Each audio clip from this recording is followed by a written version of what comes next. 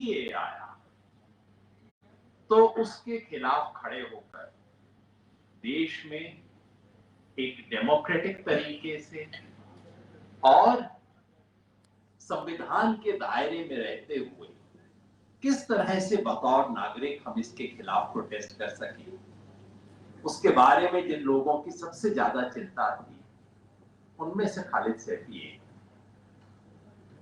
मुझे याद है 19 दिसंबर जब दिल्ली में पहली बार बड़ा प्रोटेस्ट हुआ था, दिल्ली में देश के अलग अलग इलाकों में हुआ था। हम सब लोगों को पुलिस पकड़ के ले गई थी और संयोग ये था कि मैं, खालिद और नरगिस भी, हम तीनों एक ही जगह पे बंद हुए थे। और तब मैंने पहली बार नरगिस को नारे लगाते हुए सुना था और मुझे लगा कि देखो, जब तक इस तरह के लोग इस देश में हैं जो इस हिम्मत से, इस शिद्दत से, इस ईमानदारी से अन्याय के खिलाफ खड़े हो सकते हैं, तो इस देश में उम्मीद है। शाहीन बाग शुरू हुए, खालिद उसमें भी इन्वॉल्व थे और जब उनके पड़ोस में खजूरी खास के जो इलाके के अंदर प्रोटेस्ट शुरू हुआ उसमें खालिद इन्वॉल्व थे। मुझे बुलाया, मैं शायद 3-4 बार वहां गया, बोला। और मुझे याद है खालिद की चिंता क्या रहती थी कि योगेन जी ये मर्द लोग ज्यादा घुस जाते हैं इसके अंदर और ये आगे घुसेंगे ना कोई गड़बड़ कर देंगे, इसलिए ये इंश्योर करना है कि सिर्फ औरतें आगे रहें, कायदे से रहें, डिसिप्लिन रहे, किसी किस्म की कोई गलत चीज होने की गुंजाइश ही नहीं छोड़नी हमें। खालिद की चिंता ये रहती थी कि 26 जनवरी आने वाला है, हमें देशभक्ति के गीत बजाने हैं, योगेश जी आप कहीं से रिकॉर्डिंग करवा के भेज दीजिए।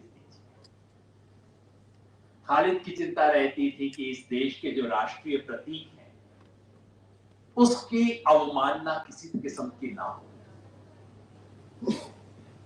और जब दिल्ली में दंगा शुरू हुआ 24 तारीख को और 25 को हम लोग इंडियन सोशल इंस्टीट्यूट में मिले, तो सबने खालिद की जिम्मेवारी लगाई कि खालिद, कहीं से भी कोई डिस्ट्रेस कॉल आता है उस परिवार को रेस्क्यू करना, चाहे जिसका हो, जिस मजहब का हो, जो इंसान हो।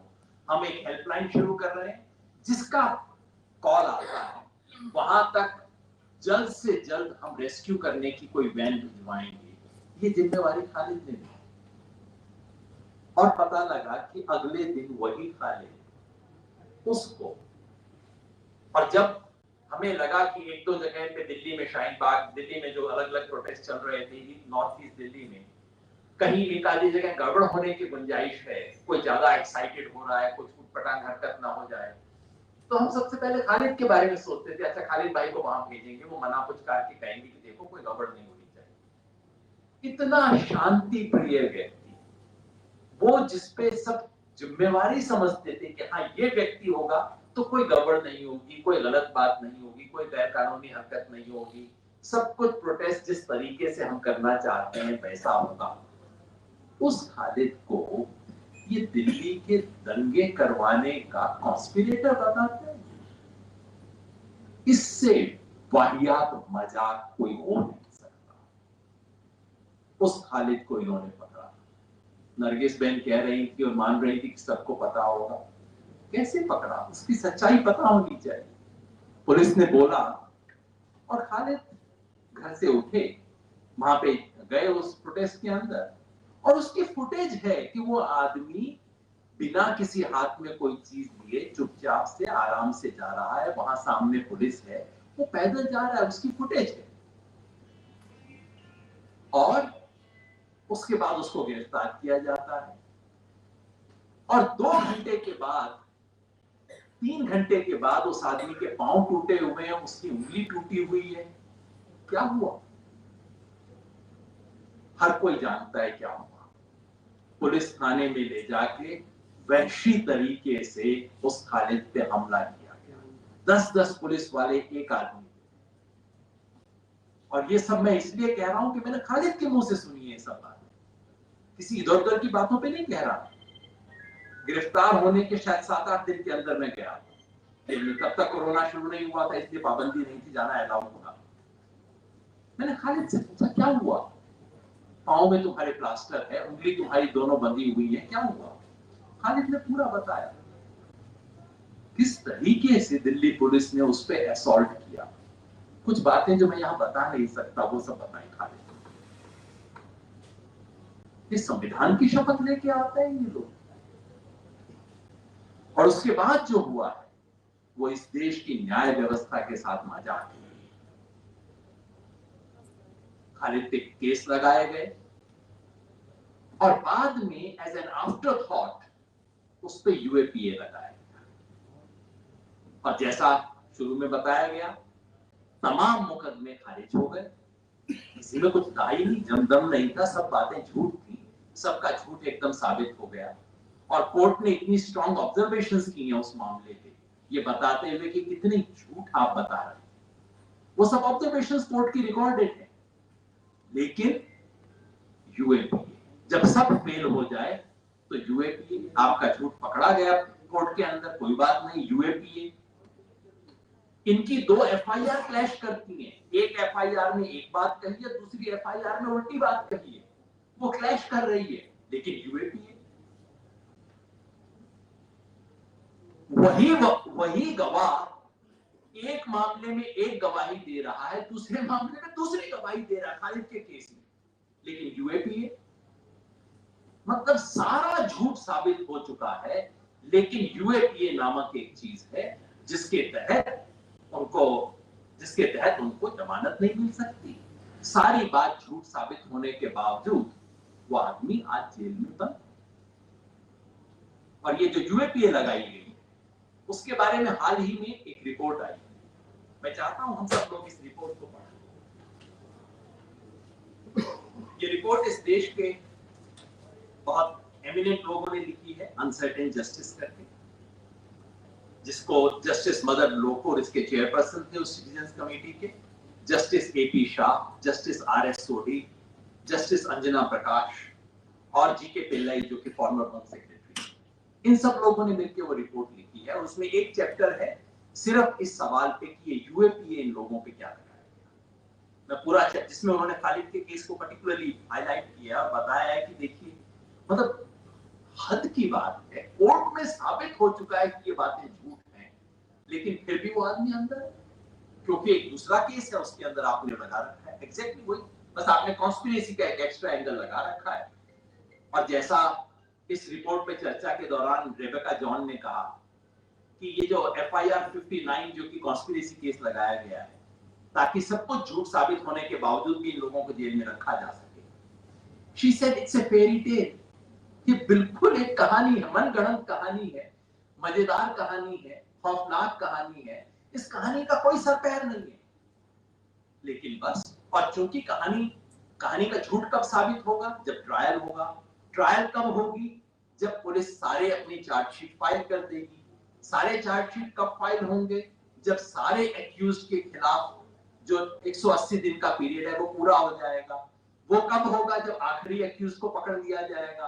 आखिरी एक्यूज को कब पकड़ा जाएगा? जब दिल्ली पुलिस की मर्जी होगी। हर 6-8 महीने में एक को पकड़ लेते हैं, फिर 6 महीने ट्रायल नहीं हो रहा। तो इससे भद्दा मजाक न्याय के साथ क्या हो सकता है इस देश में? ये कमेटी कहती है, वी फाइंड, और बहुत मेजर्ड लोग हैं जैसा आप जानते हैं, जस्टिस लोकुर वगैरह बहुत ही एक शब्द ध्यान से लिखने वाले लोग हैं। We find that the substratum of the prosecution case, that is the allegation of an overarching premeditated conspiracy, is based on grossly belated statements which are inherently unreliable in law. बार बार ये दिखाते हैं कि जो गवाह है वो गवाह कहता है कि हाँ मैं इस आदमी को पहचानता था, और गवाही बता कब रहे हैं पुलिस को? 4 महीने बाद। Related statements.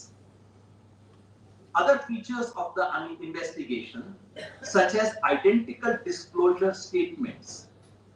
3-3, 4-4 लोग इंडिपेंडेंट पुलिस को स्टेटमेंट दे रहे हैं, और कॉमा फुल स्टॉप सहित स्टेटमेंट एग्जैक्टली वही है, क्योंकि वर्बेटिम रिकॉर्ड होना है, कॉमा फुल स्टॉप उसमें वही है। Inconsistencies between investigations in FIR 59 and IPC FIRs. and the non-examination of crucial witnesses only strengthens the suspicion of fabrication. Hindi में फैब्रिकेशन को कहते हैं जालसाजी।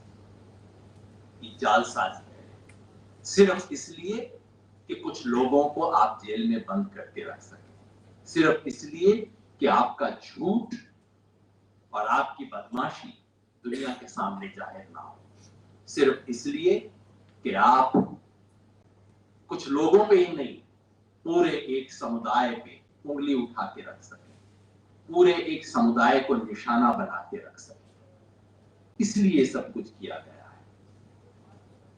और हमारी क्या स्थिति हो गई है, क्या क्या हुआ है। नरगिस ने कुछ बातें बताई, क्योंकि तीनों बच्चे भी आते, वो बोलते, आपको पता लगता क्या होता है उस परिवार के साथ जिसके पिता को, जिस परिवार के सदस्य को इस तरह से जेल में बंद करके रखा जाता है। किस तरह से इन लोगों ने अपने दिन काटे हैं। जब ईद आती है तब क्या होता है, जब न्यू ईयर आता है तो क्या होता है, जानना चाहिए, पूछना चाहिए कभी इस देश को ऐसे लोगों से। और आज हम भी कहते हैं, नरगिस भी यहां आके कहती है, बस बेल मिल जाए। आपको दोष नहीं देता, मेरी भी इच्छा यही है कि किसी तरह बेल मिल जाए, चलो टंटा तो कटे। लेकिन क्या ये न्याय है, बेल मिल जाए?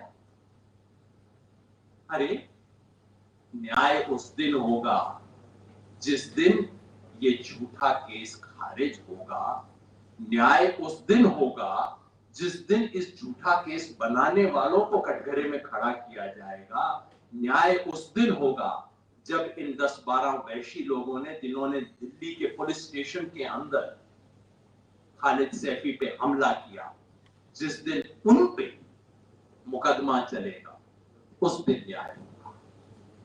वो दिन दूर है, अभी नहीं आएगा, लेकिन हम वो उम्मीद नहीं छोड़ेंगे, हम वो कोशिश नहीं छोड़ेंगे। बस आखिर में सिर्फ एक बात कहना चाहता हूं, एक पंक्ति जो हमें याद रखनी चाहिए, जो हमें भूलना नहीं चाहिए।